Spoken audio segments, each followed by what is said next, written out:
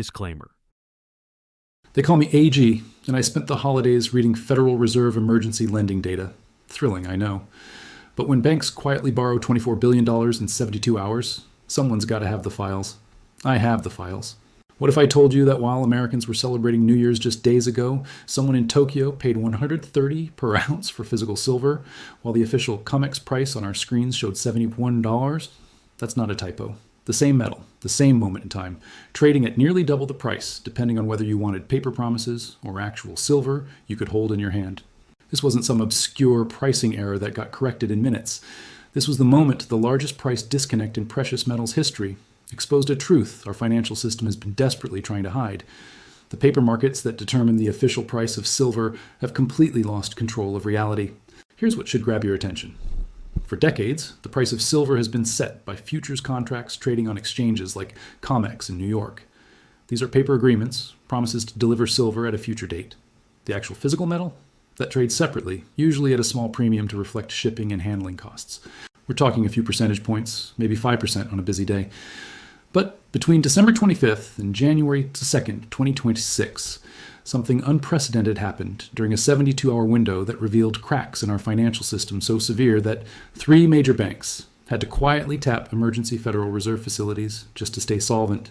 I have the Federal Reserve's own transaction records, CFTC trading data, and CME emergency advisories that document every move. This isn't speculation. This is what actually happened while most of America was on holiday break.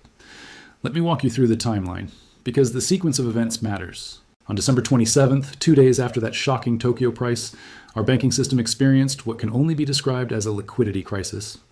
According to Federal Reserve Bank of New York data, banks tapped the Fed's overnight repo facility for $17.25 billion in emergency liquidity within a span of just a few hours. Think about that number. $17 billion needed immediately, borrowed against securities as collateral because these institutions didn't have enough cash on hand to meet their obligations. What obligations? Here's where the story gets interesting. That same day, December 27th, silver had just exploded 11% higher to hit $80 per ounce on the COMEX exchange. If you're a bank holding massive short positions in silver futures, betting that prices would fall, an 11% surge in one day means you're hemorrhaging money and you need cash immediately to meet margin calls. Your broker is demanding you either post more collateral or close your losing positions, and you need billions right now. But here's the part that made my jaw drop when I saw the transaction records. At 3:52 p.m. Eastern Time on December 27th, exactly 8 minutes before the market close, someone placed a $429 million bet on silver mining companies. This wasn't a gradual accumulation over weeks or months. This was a single massive order executed in the final minutes of trading, suggesting whoever placed it knew something significant was about to happen and wanted their position locked in before the weekend. Think about the coordination required here. Banks scrambling for emergency Fed liquidity in the morning, silver surging 11% during the day. Then a near $500 million bet on silver miners minutes before the closing bell.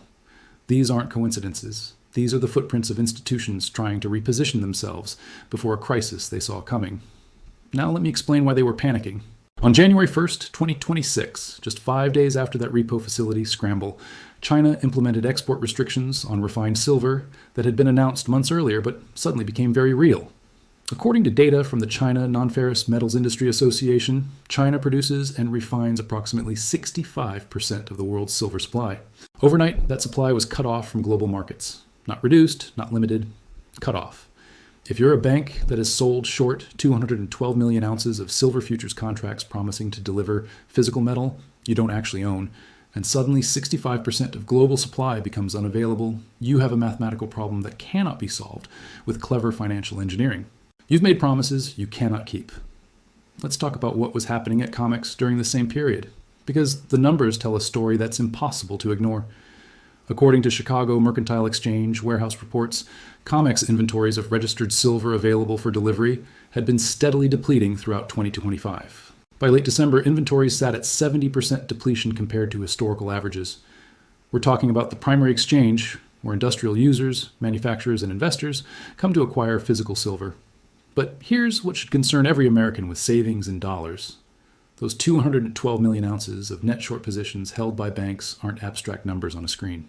Each futures contract represents 5,000 ounces of silver that must be delivered if the contract holder demands it. Do the math.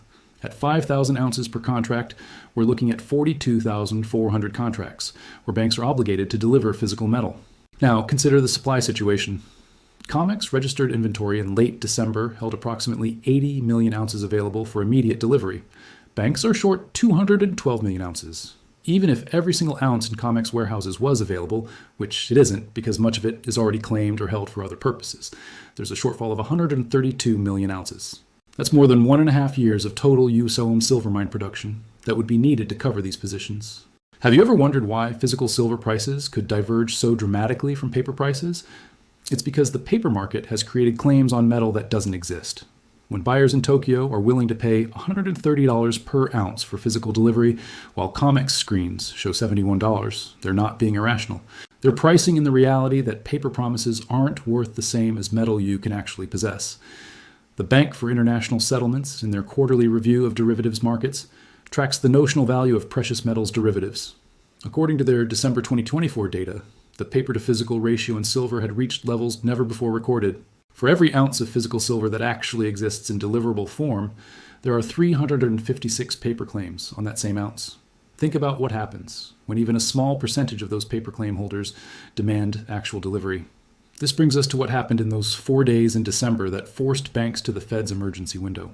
COMEX faced what's called a physical drain of 47.6 million ounces claimed for delivery in just 96 hours. According to CME Group data, this represented 60% of the entire registered inventory available for delivery. In 4 days, more than half the available silver was claimed and removed from the exchange. What happens when an exchange designed to facilitate trading suddenly faces more delivery demands than it has metal to deliver? The market goes into what's called backwardation. This is when spot prices, the price for immediate delivery, trade at a premium over futures prices for delivery months away. In normal commodity markets, futures should trade higher than spot because you're paying for storage and the cost of waiting. When that relationship inverts, it's the market's way of screaming that there's a shortage right now and nobody believes those future delivery promises will be kept. By December 27th, the same day banks needed $17.25 billion in emergency repo liquidity. Silver futures for February delivery were trading at a discount to spot prices. The market structure had completely broken. Industrial users who need silver for manufacturing electronics, solar panels, and medical equipment were bidding up spot prices because they couldn't wait for futures delivery that might never come. Meanwhile, banks holding those short positions were trapped, unable to deliver metal they didn't have and watching losses mount as prices climbed. This is where the story transitions from interesting to existential for our financial system. Because China's export restrictions didn't just limit future supply, they created a deadline. Banks holding short positions have obligations that come due in February, March, and April of 2026. These aren't open-ended bets, they can just roll forward indefinitely. At some point, they must deliver physical metal or settle in cash at prices determined by a market they no longer control. And that Tokyo price of $130 per ounce, that wasn't a one-time spike. That was physical silver trading in a market where Chinese supply restrictions are real, where industrial demand is constant, and where paper promises are being repriced against the reality of limited deliverable metal. When the world's largest refining nation cuts off 65% of supply, while our banks are short 212 million ounces they cannot cover, the mathematics become inescapable. The Federal Reserve's repo facility borrowing of $17.25 billion in a single day wasn't routine liquidity management. It was a rescue operation, and the $429 million bet on silver miners. 8 minutes before the close wasn't market speculation. It was someone with inside knowledge, positioning for what comes next. Because what comes next is either banks admitting they cannot deliver on their promises, or COMEX declaring force majeure and cash-settling contracts at prices far below where physical metal actually trades. Either way, the 72-hour period between Christmas and New Year's revealed that the paper silver market is broken beyond repair. The question isn't whether this system survives. The question is how much collateral damage happens when it finally fails completely. Now, let me show you the evidence that proves these banks knew exactly what was coming, and I mean exactly. Because when I pulled the CFTC Commitments of Traders reports, I found something that's never happened in the entire recorded history of silver futures trading.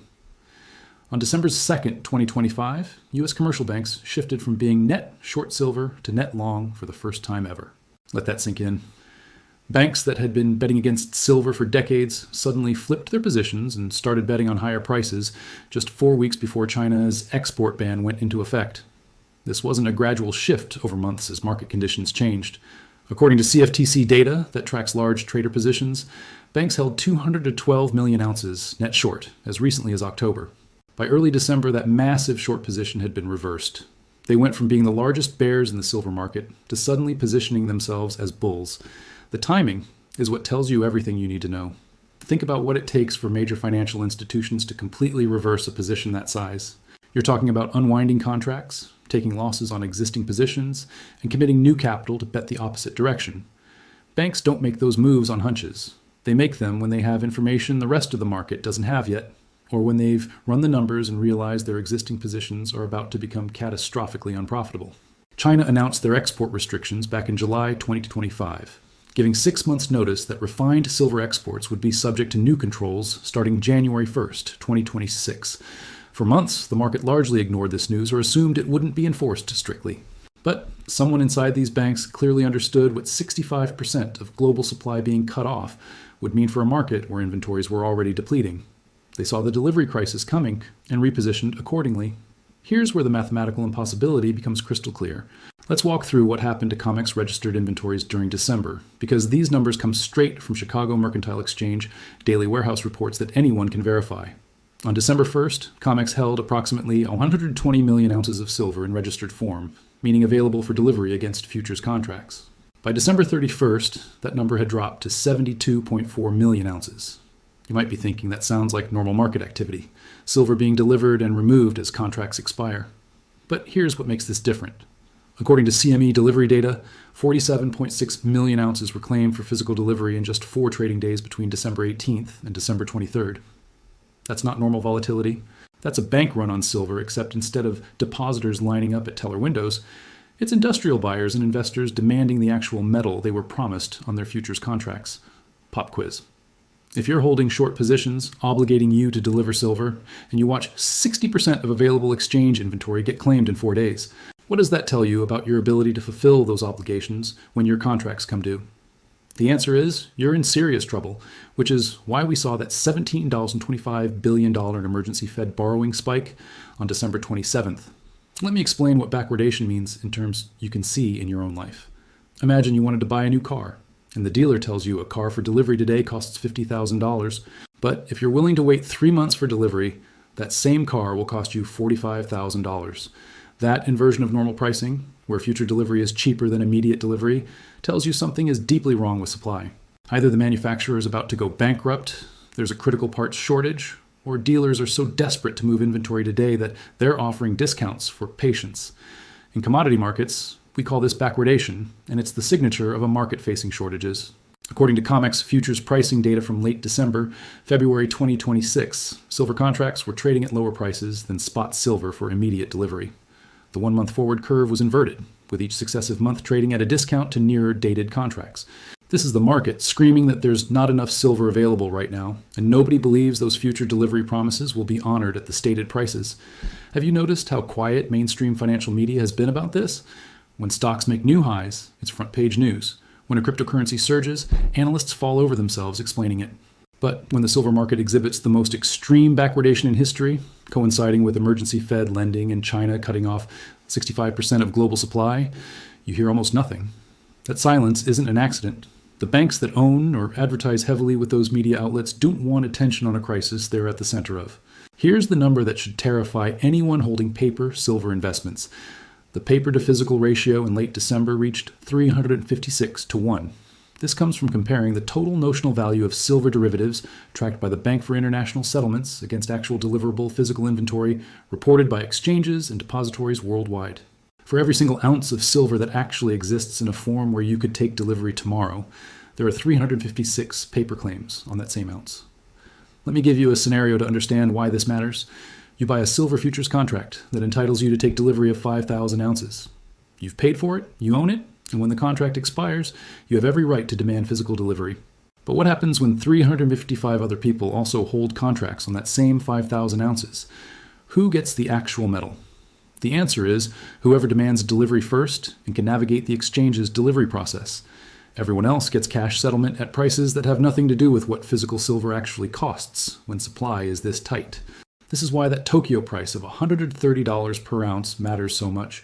When you separate from the paper market and look at what physical silver costs when Chinese supply is cut off and industrial buyers need immediate delivery, the real price emerges. Japanese electronics manufacturers can't build smartphones and solar panels with futures contracts. They need actual silver, and they're willing to pay nearly double the paper price to get it. According to the Silver Institute's World Silver Survey, industrial demand for silver has been growing at about 5% annually, driven primarily by solar panel manufacturing and electronics applications. In 2025, industrial fabrication consumed approximately 550 million ounces globally, but total new mine supply and recycling only produced about 840 million ounces. That leaves just 290 million ounces for investment demand, jewelry, silverware, and exchange inventories after industrial needs are met. Now factor in China's export restrictions. If 65% of refined silver supply is cut off, we're talking about roughly 550 million ounces that suddenly becomes unavailable to the global market. That's more than the entire annual industrial demand. The arithmetic is brutal and inescapable. Industrial users will continue buying at whatever price is necessary because their manufacturing lines shut down without silver. Investment demand gets priced out. And paper markets that created 356 claims per ounce of physical metal discover that mathematics doesn't care about their leverage. Here's what happened in that 4-day physical drain I mentioned earlier. According to traders who spoke with metals industry publications, several large industrial buyers simultaneously demanded delivery on contracts they'd been holding, rather than rolling them forward into future months, as is typical. These weren't speculators trying to squeeze the market. These were manufacturers who saw China's export ban approaching and realized they needed to secure physical supply before it became impossible. When those delivery demands hit COMEX warehouses, something interesting showed up in the data. Vault operators reported that much of the silver being withdrawn was immediately shipped overseas, particularly to Asian destinations. This makes sense when you understand the supply chains. If you're a South Korean or Japanese electronics manufacturer, you can't rely on Chinese refined silver anymore after January 1st. Your next best option is to buy from COMEX and ship it across the Pacific, even though the logistics costs are substantial. The CME Group, which operates COMEX, doesn't publish data on where delivered silver goes after it leaves their warehouses. But shipping records and trade data tracked by metals consultancies showed a surge in silver shipments to Asia in the final weeks of December. We're watching the physical silver market reorganize in real time as supply chains adapt to China's restrictions, and the paper markets are completely divorced from this reality. Let me show you one more piece of evidence that proves banks understood the magnitude of this crisis. On December 23rd, CME Group issued Advisory 25393, which increased initial margin requirements on silver futures contracts from $14,000 per contract to $25,000 per contract, effective immediately. That's a 79% increase in the amount of cash traders must post to hold positions. The official reason given was increased market volatility.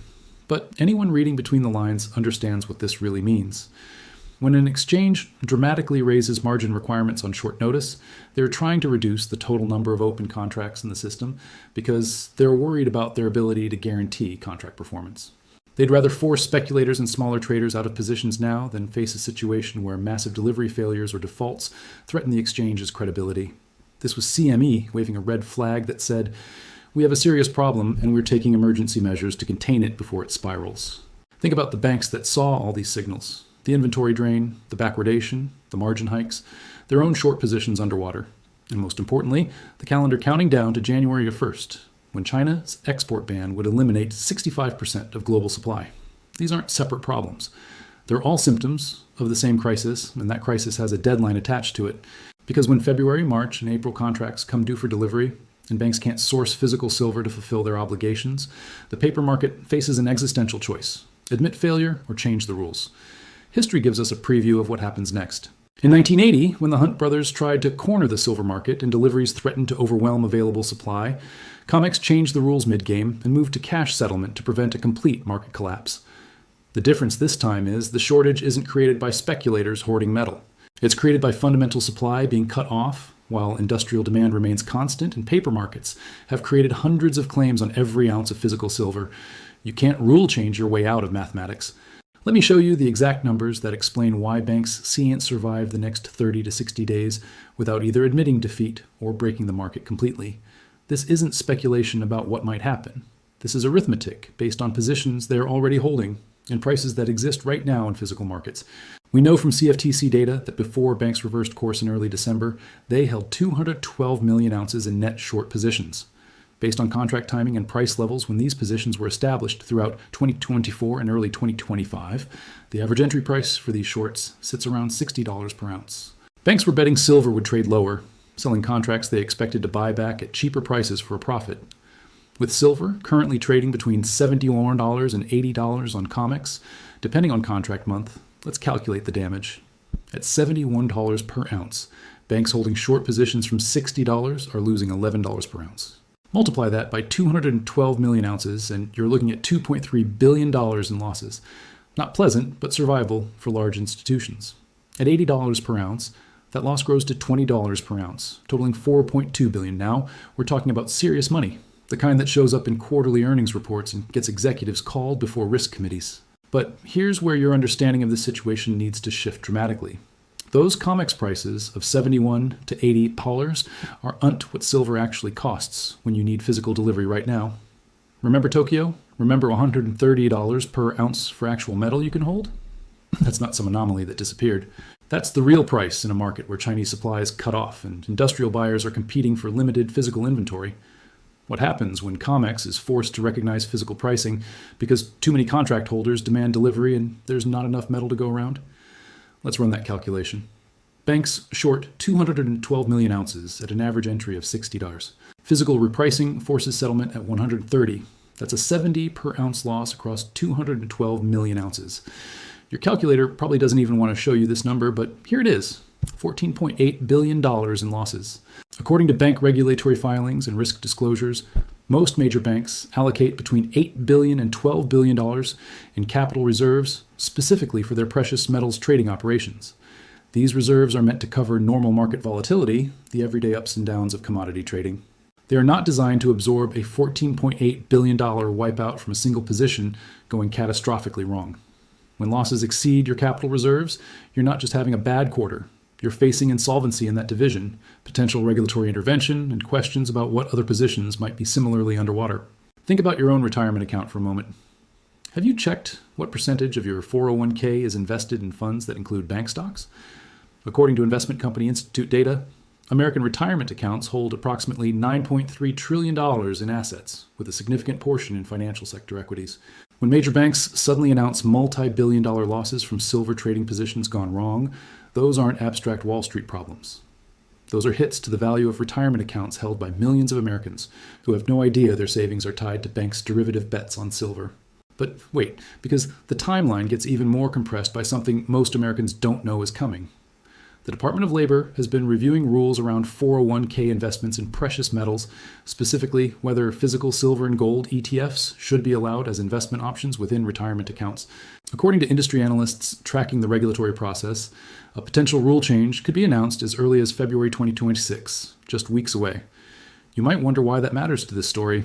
Let me connect the dots. Currently, most 401k plans don't offer physical precious metals ETFs as investment options. But if that rule changes and Americans can suddenly allocate retirement money into silver ETFs that actually hold physical metal, we're talking about tens of billions of dollars in potential buying pressure, hitting a market that has maybe 72 million ounces of available inventory at COMEX and faces a supply cutoff from China. Let us say just 1% of that 9.3 trillion in retirement accounts decides to allocate to physical silver ETFs following a rule change. That's $93 billion in buying pressure. At current silver prices around $75 per ounce, that would represent demand for approximately 1.2 billion ounces. Remember, total annual global silver production is only about 840 million ounces. We're talking about more than an entire year of worldwide mining output trying to flow into ETFs within weeks or months. The ETFs would have to buy physical silver to back their shares. That physical silver has to come from somewhere. COMEX inventories? Already depleted. Chinese supply? Cut off. Recycling and scrap? Not nearly enough to meet that scale of demand. This is forced buying that cannot be satisfied with paper contracts or derivatives. This is actual metal that must be acquired and vaulted, and the supply simply does not exist at anywhere near current prices. According to precious metals dealers and refiners who've spoken with trade publications, premiums on physical silver products have already exploded since China's export restrictions took effect on January 1st.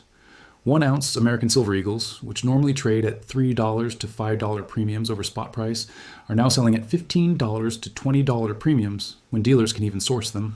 That's the retail market adapting to supply reality. The wholesale and industrial markets will follow the same repricing, and when they do, COMEX paper prices become meaningless. Here's the scenario that keeps bank risk managers awake at night. It's February 2026, and silver futures contracts are coming due for delivery. Contract holders who need physical silver for manufacturing or investment demand delivery instead of rolling their positions forward. Banks holding short positions must either deliver the metal or buy contracts to close their shorts at whatever the market price is. But there's not enough metal available at COMEX prices, and physical market prices have diverged to $150, $180, maybe $200 per ounce as the shortage intensifies. At this point, banks face an impossible choice. They can buy physical silver at market prices to fulfill deliveries, which would mean taking catastrophic losses that exceed their trading capital reserves. They can default on their delivery obligations, which would destroy their credibility and potentially trigger exchange-wide crisis. Or they can pressure COMEX to declare force majeure, which is a legal term meaning greater force, that allows exchanges to suspend normal contract terms due to circumstances beyond their control. We've already seen CME Group's advisory 25-393 raising margin requirements as an emergency containment measure. That was step one in a process of tightening control before the crisis peaks. Step two would likely be more restrictions on new positions or limiting deliveries. But step three, the final move when all else fails, is force majeure and cash settlement at prices that have nothing to do with physical market reality. Imagine you're holding a silver futures contract that entitles you to take delivery of 5,000 ounces. You paid based on a price of $75 per ounce when you bought the contract. But now physical silver is trading at $180 per ounce in actual delivery markets, and you need that metal for your manufacturing operation. Then COMEX announces force majeure and informs you that instead of delivering metal, they're going to cash settle your contract at the last COMEX closing price of $71 per ounce. You just got robbed of the difference between $71 and $180, multiplied by 5,000 ounces. That's $545,000 per contract in value destruction. And who benefits from that cash settlement at artificially low prices? The banks holding short positions because they get to close out their obligations at $71 instead of $180. They're saved from insolvency by an exchange rule change that transfers their losses to contract holders who were counting on physical delivery. This is the endgame scenario that the $17.25 billion Fed repo borrowing was buying time to prepare for. Banks needed emergency liquidity to meet immediate margin calls while they work behind the scenes to ensure that when the delivery crisis peaks, they have the political and financial relationships in place to engineer a cash settlement that lets them escape their losing positions without complete destruction. But here's what they can't engineer away: the permanent repricing of physical silver in markets outside COMEX control. When industrial buyers in Asia and Europe can't get metal through traditional exchanges, they'll establish new trading relationships, pay premiums for existing inventory, and build supply chains that bypass the paper markets entirely. The price of actual silver will continue reflecting supply and demand reality, and COMEX prices will become a historical curiosity, the place where silver used to be priced before the paper market died. For those of us watching this unfold with retirement savings and investments exposed to bank stocks, the question becomes how to prepare for a repricing event that's mathematical inevitable. According to financial advisors who specialize in precious metals, some investors are already moving portions of their portfolios into physical silver holdings outside the banking system, in forms like coins and bars held in personal possession or allocated storage. Others are researching silver mining companies that will benefit from higher prices as the physical market reprices upward. The timeline is what makes this urgent.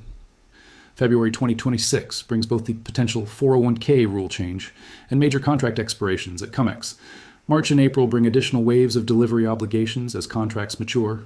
Banks are sitting on positions they cannot fulfill at current prices and cannot close out without taking devastating losses. Something has to give, and the laws of mathematics say it won't be in banks' favor unless they change the rules of the game. This is why I spent my holiday reading Federal Reserve lending data instead of relaxing like a normal person. Because when you see $24 billion in emergency borrowing, banks flipping to net long for the first time in history, physical prices diverging to nearly double paper prices, and 65% of global supply cut off while inventories deplete, you understand you're watching the final act of a decades-long manipulation reaching its breaking point. The Tokyo price of $130 per ounce on New Year's wasn't a glitch. It was a preview of what silver costs when paper claims are stripped away and buyers face supply reality. The banks that shorted 212 million ounces believed they controlled price discovery through futures markets. They're about to learn that you can't print physical silver, you can't create it with derivatives, and when industrial users need actual metal, mathematics overrides market manipulation every single time. The files I have, the Federal Reserve data, the CFTC reports, the CME advisories, they all tell the same story with different chapters. We're not witnessing normal market volatility. We're watching the paper silver market experience terminal failure while institutions scramble to avoid being buried in the rubble. The question for us isn't whether the system survives. The question is whether we understand what's happening clearly enough to protect ourselves and maybe even position for the repricing that's already begun in markets willing to face reality. Welcome to January 2026, where the silver market broke and your financial system is quietly trying to figure out how to admit it without causing panic. I have the files. Now you have the knowledge. Use it wisely. If you made it this far, you're the kind of person who actually reads the Fed data instead of just the headlines. Respect. Hit subscribe so you don't miss what happens when those February contracts come due. And drop a like if you appreciate someone doing the boring work of reading emergency lending reports so you don't have to. Stay sharp out there.